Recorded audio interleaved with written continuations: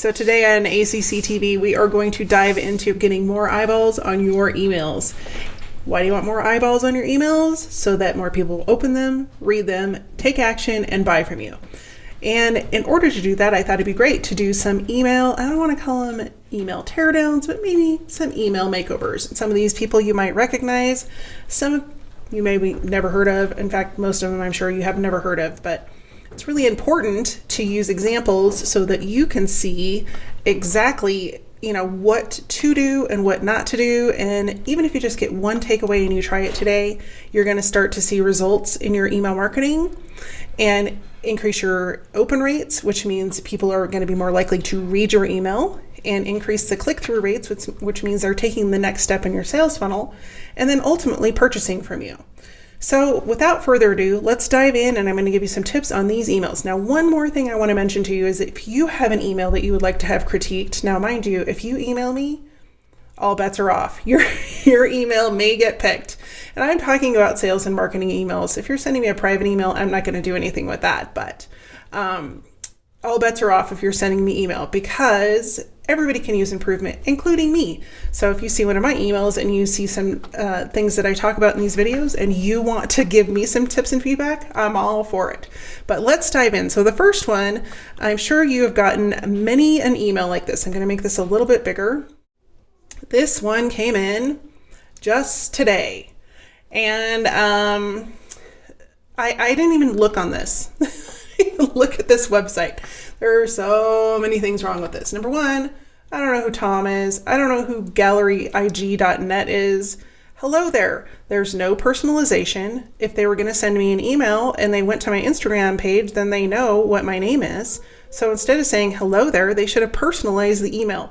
Tip number one, personal emails will get a lot more traction, which is why when you're setting up your opt-in forms, you want to ask at least for a first name. It makes it really really difficult to personalize an email without some sort of name to stick in there.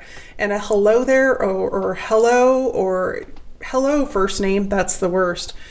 When those go out, people are going to be like, delete, which is exactly what I wanted to do in here.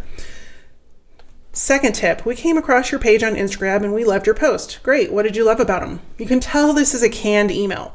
Please, for the things that are all holy in the world of email, do not send a generic email like this and just sandblast it out. People hate it. It happens on LinkedIn all the time. It happens on Facebook. It happens on Instagram direct messaging. People will delete you and block you, and that overall will hurt not only your social media reputation, but specifically your email reputation if they start marking these as spam. Because at some point, when you have so many people mark your emails as spam, you're going into the promotions folder or the garbage folder, or your emails won't be delivered at all. And you don't want that. So I highly recommend you do not send emails that look like a templated generic email that would we'll get into promoting your services in a minute, but something like this. We came across your page. Great. At least put the name of my page in there if you're going to do that, and tell me one post that you liked better. The only reason I kept this email and didn't just delete it is because I wanted to use it for this specific video. So the reason we're reaching out to you, I don't care the reason you're reaching out to me. I don't even know who you are. So they go on, you could be the perfect fit for our page, blah, blah, blah.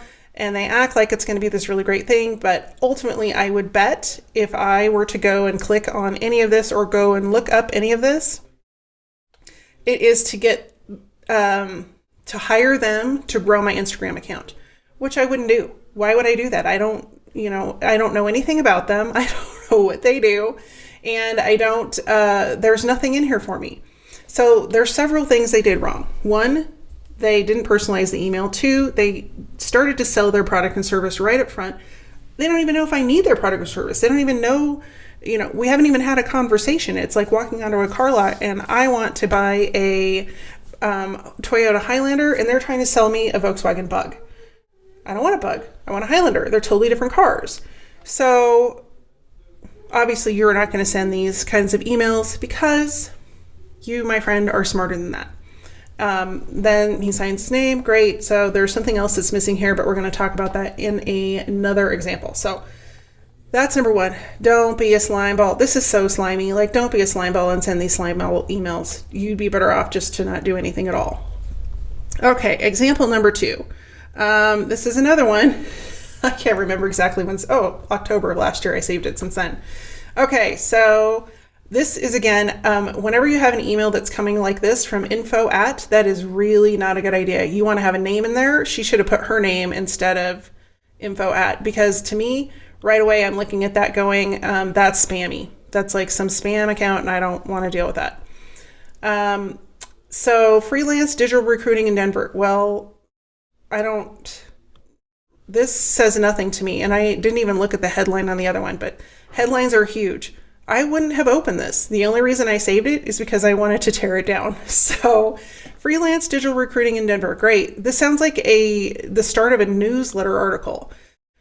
A better headline here would have been, are you looking to recruit digital marketing support?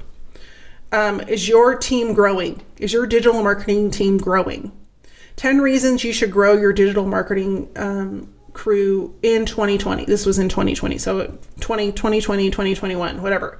Those are all way better. How to hire your first digital marketing recruit. Freelance digital recruiting in Denver, that's yuck. Okay. Hi, Lisa. At least you personalized it. Hey, 5 points there. At least put my name in there and didn't just wing it. First of all, my name is blah, blah, blah, and I'm very excited to share that I don't care. First thing I'm saying to myself is, great, Andrea, how did you find me? Where did you get my email address? And why are you emailing me? And there is something else I want to point out right here. She has added me to her email list. You can see that right here because it's giving me the option to unsubscribe. Don't do that. There are so many reasons that you don't want to add people to your email list without their permission. But the most important one is, depending on where you live, and this will soon be universal, but currently, depending on where you live, especially in the European Union, in Connecticut, in New York, in California, and there's two other places that are not in my brain right now, it is in violation of privacy terms to add people to your list. And if they catch you, you will be paying hefty fines to the tune of thousands and thousands of dollars. So you do not want to get in the habit of adding people to your list without their permission, which means they are either checking a checkbox on the form they fill out to be a part of your list, or they are going through the two-step subscribe system, which means they sign up, they get a email confirmation email from you saying, hey, yeah, I subscribed, send me your stuff, and then you can send them information. I personally opt for the checkbox on the form if you have that available to you, because it's one less step. A lot of times when you do that dual subscription email, the first email will get lost, will get put into spam, will go into the trash file or promotions file, and they never see it, which means you can't email them. So if you can add the checkbox to your form, that's a great tip. So she goes on to telling me all about herself. Me, today, me. I'm talking about this, and here's some of the things that we do. And I don't even know who this person is. I don't know. It might say in here where she got my information, but no, it doesn't. So this isn't answering any of my issues. So she's not a good headline, added me to her list without permission, is selling all of her stuff within the first email. We haven't built a relationship. And now she wants to talk about creating a custom creative package. She doesn't even know if I need help. She hasn't asked. She's just shoving her stuff down my throat. Again, trying to sell me a VW when I want a Highlander. Not going to work. The one good thing at the end of this email is that she did add a PS. I do not like the PS she added, but this is a really great tip. If you add a PS into your email, you will catch the people who skim. However, make it relevant to the people you're emailing, and don't just send out crappy sales emails like this one. Example number 3. This one, I'm going to save this one till later because that's the best one. This one you may have gotten if you have Xfinity or Comcast. This looks like it might be a great newsletter. Maybe we might want it. They do have permission to email me because when I signed up for Xfinity, I agreed to get their emails. However, this headline could not suck worse. Your Xfinity March newsletter. Why do I care? If you're going to do this, at least tell me like why I want to open it. Because right now, this was actually in the spam. I had to go get it out because I didn't want to read it. So just to be quite honest, what's coming, or, Game of Thrones coming, new Game of Thrones episodes this March. Open, get dates inside or something like that. Or instead of like newsletters, nobody wants to read a newsletter. So they have in here, WWE Network is now on X1. Xfinity has not only the resources and the capability to cater their marketing to their audience because they know what we watch. Why didn't they cater this to something like, for me, I'm going to fully admit I watch a lot of Hallmark. Hallmark makes me happy. That's all there is to it. So this could be spring Hallmark. Love is in the air with Hallmark this spring or something like that. Or watch the new spring Hallmark movie. April 15th, Love is in the air on Hallmark. And that would get me more interested because that's something that's catering to me. So I'm sharing that example because you have the power to do that with your customers as well through the process of segmenting and tagging.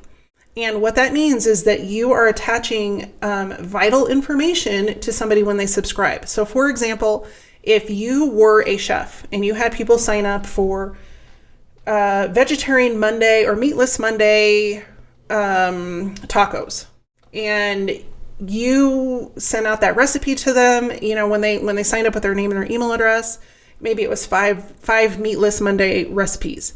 Those people are interested in 1, probably getting healthier, 2, they want to increase vegetables, and 3, they might be just vegan lifestyle. So you could add one of those tags so that the next time you have a vegetarian recipe, it goes directly out to them. So let's go back to our example right here. So I don't care about WWE, never going to watch it. So again, not catering content to me. College basketball? Nope, probably not. My son might, so that could apply. But there's something more important that I want to add in here. So now they have pretty much an ad. Sign up here for this contest, which means you want to sign up so that then the Harry Potter people can email you. And then here we're going to promote our phone. So, and here are Facebook, Twitter, YouTube, all these other choices. So here's the thing. You have in this email 1, 2, 3, 4, 5, 6, 7, 8, 9, 10, 11, and I'm not even going to go down here. Calls to action. If I'm a subscriber, I'm going to look at this and go, I don't even know what you want me to do. Delete. So I pulled this example up because a really great way to utilize your email marketing is to include 1 call to action. It's okay if you repeat it throughout as long as it's 1 and no more than 2. Ultimately, you want to just give people 1 choice of what to do because the more choices you give them, it's as if you're handing them a bag of groceries. And then you're handing them another bag of groceries. And then you're piling, you only have 2 arms. So then if you don't have the plastic handle ones and you're doing the old-fashioned paper bags, you've got 3 bags of groceries, 4 bags of groceries, 5. Up here we have 12. You're carrying 12 bags of groceries. Guess what? You're just going to drop them all and walk away because you can't carry all those groceries. That's way too many groceries. That's what you're asking your subscribers to do when you give them multiple calls of action. We have a lot going on in our brains. We have a lot that is interrupting us besides the things that we choose to allow to interrupt us. That could be social media, that could be the phone, that could be emails. It could be all of the different things, but then you've got somebody ringing the doorbell. You've got UPS wanting something. You've got your coworker that stops by. You've got your mom calling on a home line. You got kids coming into the office saying, hey, I want lunch. Whatever it might be, you have enough distractions without worrying about carrying 12 bags of groceries. So if you take anything from this email example, have it be one strong call to action. What is it you want them to do next? So that is, and then you have all of the rigmarole. So ultimately this said to me, I don't need to read this, and I put it into the spam folder. So last but not least, this is actually an example of some things to do really well. So I am an avid chef, and I actually used to cook for a living, multiple businesses in the food industry, and I am a spice junkie. I love spices. So I get emails from Savory Spice all the time. And this headline is awesome for so many reasons. The magic behind bacon sauce. Like, first of all, hey, what's bacon sauce? And so curiosity. And then they answer it. So the only thing I would have done with this is put this part right here. It has 0 bacon in it inside the email. And you could put these two little crystal ball and bacon at the front or at the back end of this. But when you answer the question in the email or in the heading, then there's no incentive to open it. But if they would have just said, hey, what's the magic behind bacon sauce? And then put it right here as a big headline instead of their logo, which nobody cares about because it's already right here. This stuff right here should go away. I would have put the answer to the question really big right here as a heading. It has 0 bacon sauce in it, or put it on here instead of bacon me crazy. It has 0 bacon in it. And then talk about, because look at that bacon sauce. Yum. I don't know about you guys, but I'm a sucker for bacon. So introducing your newest favorite condiment, bacon sauce. The secret to making everything taste like bacon doesn't even involve bacon. It's all about blah, blah, blah. So they're educating me. They're sharing some information. They're telling me how I can have bacon when I'm on a diet. So that's pretty awesome. And then they give me my shopping list. Well, that's super helpful. I want to make bacon sauce, and now I can. But I got to buy this. And guess what? They've hot linked it.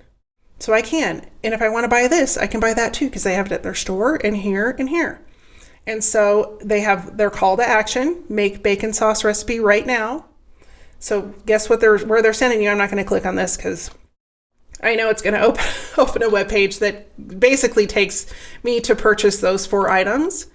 And the only thing I would have left out here is I probably, instead of why paprika should be your new favorite spice, I would have probably tied it back to the bacon sauce a little bit better, because this is a blog post about it. When they get over there, they can learn about why paprika is great. But I would have said, something a little bit more about the bacon sauce, because the whole email's about bacon, and then this just kind of comes out of nowhere. And I probably would have put this as a PS instead of, it's great to have an image here, but I think when you have too many images, so they have 1, 2, 3 images in here, I probably would have just put this as PS. Not only can you make bacon sauce, but paprika will become your new favorite spice, and here's why. And you could have linked the here's why, and that would have narrowed it down to the 2 calls to action. So this is overall a really great email. And they've done a lot of really great things here, which is why I shared this one. So that is what I'm calling email makeover. And today happens to be Monday. So email makeover Monday. You guys will probably see this Tuesday because I've got to edit it. But if you would like an email makeover and you'd like me to look at one of your emails and give you some tips and tricks on how to get more engagement and more open rate and more bacon sauce bought, for example, I would love to be able to do that for you. So just hit me up over at elisaconnor.com and or reply to this comment on this video, and we will get in touch and I will review your emails too. In the meantime, make email marketing your friend, your ally, not your enemy, and I will see you next week. Take care.